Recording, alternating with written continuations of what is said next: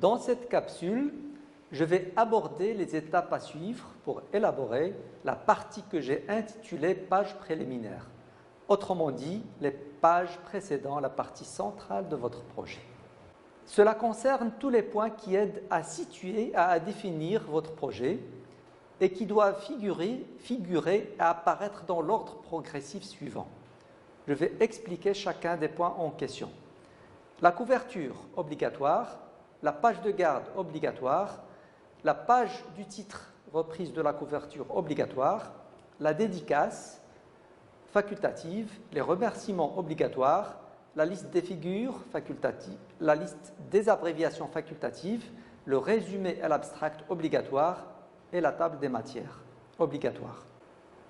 La couverture, elle présente votre projet et influence donc le jugement de votre lecteur, voire des membres du jury lors de la soutenance. Elle est cartonnée ou plastifiée, reliure ou à spirale ou à colle, et avec du carton blanc ou de couleur ou glacé, et le format c'est 21 x 29.7. La reliure, il y a deux possibilités, soit une reliure à colle, soit une reliure en baguette, plastique à anneau. Je conseille cette dernière vu qu'elle supporte les ouvertures et fermetures répétées. Elle permet aussi des ajouts et des modifications en cas de besoin.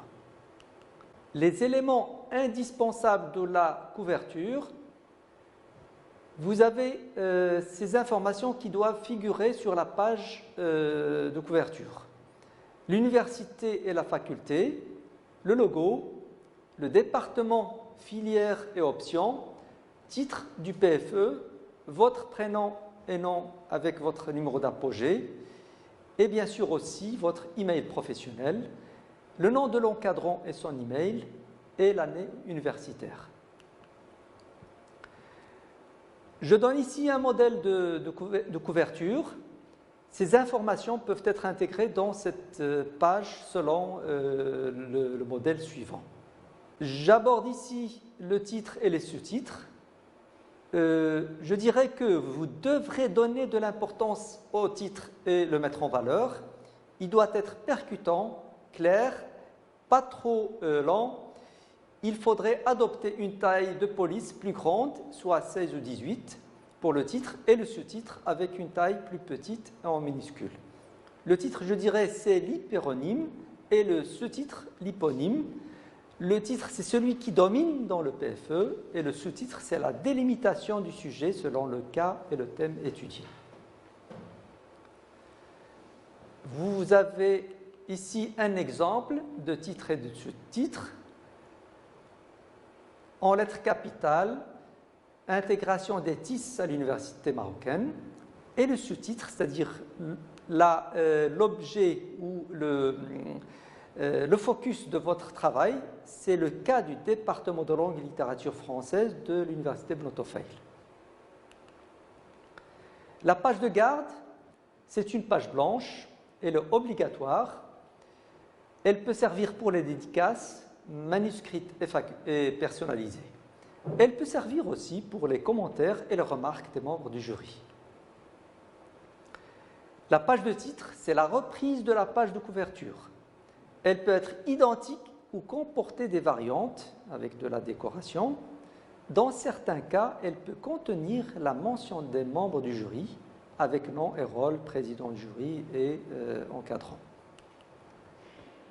La dédicace, elle est destinée à des personnes avec qui vous avez eu des liens d'affection ou des relations particulières, les amis, les parents, les frères et sœurs ou autres personnes. Ne jamais mêler les dédicaces et les remerciements. Autrement dit, une page à part pour la dédicace et une autre page pour les remerciements. Exemple de dédicace aux deux femmes qui inspirent ma vie. Ma mère Ito et ma grand-mère Hajja, Aïcha, elle est nominative.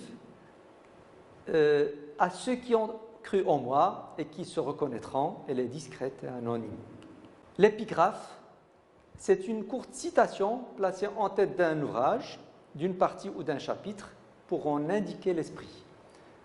Elle est en romain en italique et sans guillemets. Un exemple, nous quittons l'ère où on courait après l'information pour entrer dans celle où l'information nous court après. C'est une citation de Michel Cartier de l'Université de Montréal. Les remerciements, c'est une première page rédigée, comptée mais non paginée. Il se place au début du document, avant le sommaire et l'introduction.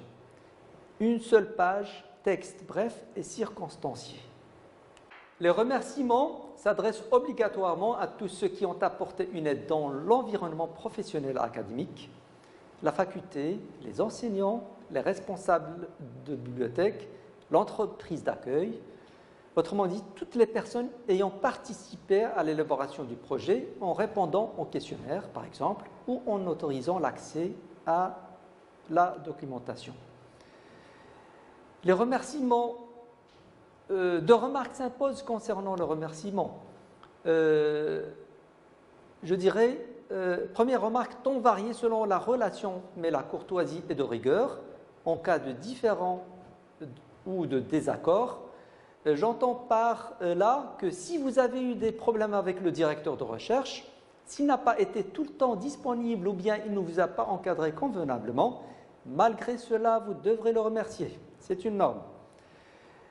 Deuxième remarque, de bonne courtoisie, mais se garder de trop diffusion, d'éloges excessifs et de toute grandiloquence. Je dirais qu'il faut rester sobre et professionnel. Après tout, il n'a fait que son travail d'encadrant, donc pas d'éloges excessifs.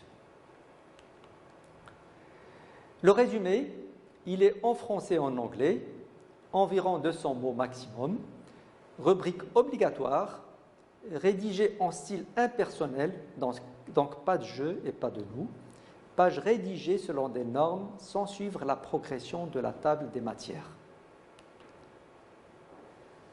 Le résumé englobe une idée globale sur la recherche, le thème, le sujet, les objectifs de votre recherche, les outils et la méthodologie de travail et quelques résultats. En bas du résumé, ajoutez 10 mots-clés de votre PFE. Les objectifs du résumé, c'est faire connaître votre travail. Il est mis sur les serveurs des bibliothèques virtuelles.